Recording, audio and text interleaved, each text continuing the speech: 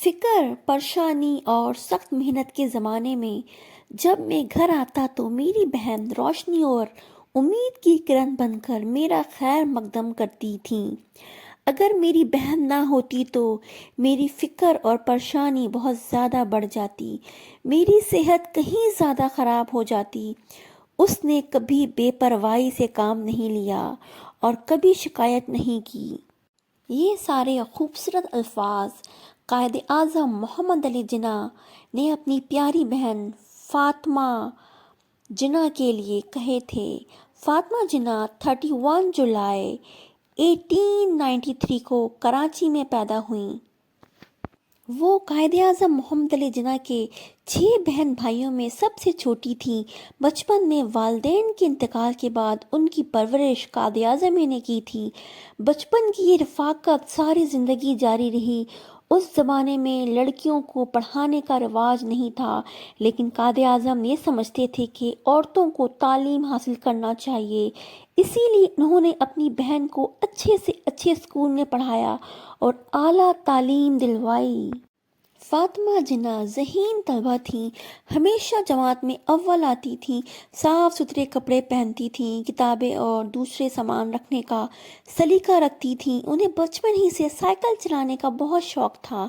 وہ روزانہ دوپہر کو سائیکل چلاتی تھیں۔ انہوں نے دانتوں کی ڈاکٹری کا امتحان پاس کیا تو قائد اعظم نے انہیں کلینک کھلوا دیا۔ قائد اعظم کی بیگم رتی جناح کی وفات کے بعد محترمہ فاطمہ جناح اپنا کلینک بند کر کے بھائی کے گھر آ گئیں۔ پاکستان بننے کی تحریک کے دن قائد اعظم کے لیے بہت مصروفیات کے دن تھے اور تھکا دینے والے دن تھے۔ ایسے میں محترمہ فاطمہ جناح نے ان کی صحت تندرستی کا پورا خیال رکھا۔ اس طریقے سے یہ پاکستان پر ان کا بہت بڑا احسان ہے۔ محترمہ فاطمہ جناح نے مسلمان خواتین میں آزادی کا جوش و جذبہ بیدار کیا۔ اس مقصد کے لیے وہ شہر قصبے گئیں اور خواتین کو آزادی کی جدوجہد پہ آمادہ کیا۔ ہمیشہ خواتین کی تعلیم پر زور دیا۔ پاکستان بننے کے بعد انہوں نے اپنا یہ کام جاری رکھا۔ پاکستان بننے کے بعد لاکھوں مسلمان ہندوستان سے ہجرت کر کے پاکستان آ رہے تھے۔ وہ اپنا گھر بار سب کچھ وہاں چھوڑ آئے تھے۔ ان کے پاس نہ کھانے پینے کے لیے کچھ تھا، نہ رہنے کے لیے جگہ۔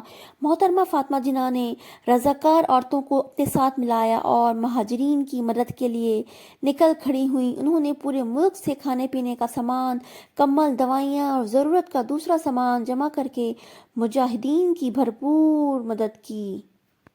ہندوستان نے جب کشمیر پر حملہ کر کے اس کے بڑے حصے پر قبضہ کیا تو محترمہ فاطمہ جناح مجاہدین کی حوصلہ افزائی کے لیے میدان میں نکل آئیں۔ ملک میں پہلی فوجی حکومت بنی تو اس وقت بھی انہوں نے جمہوریت کے لیے بھرپور جدوجہد کی۔